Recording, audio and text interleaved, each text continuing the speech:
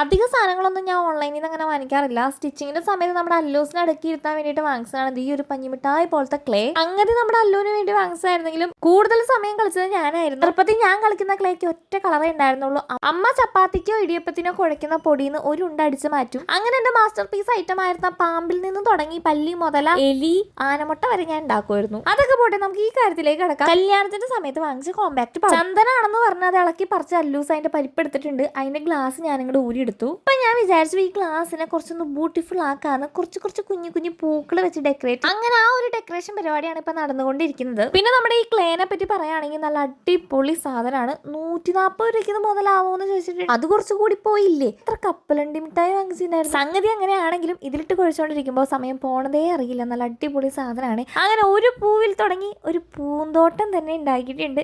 എങ്ങനെയുണ്ട് final look കാണാൻ? എനിക്ക് ഭയങ്കര ഇഷ്ടമായിട്ടോ. നമ്മുടെ വീഡിയോയുടെ താഴെ എങ്ങനെയാണ് ലിങ്ക് ഒക്കെ കൊടുക്കേണ്ടതെന്ന് എനിക്ക് വലിയ പിടുത്തില്ല. കിട്ടുകയാണെങ്കിൽ കൊടുത്തേക്കാവേ. അപ്പൊ വീഡിയോ ഇഷ്ടമായെങ്കിൽ സബ്സ്ക്രൈബ് ചെയ്ത് കൂട്ടാക്കാൻ മറക്കൂലാലോ അല്ലേ. അപ്പൊ നാളെ കാണാൻ.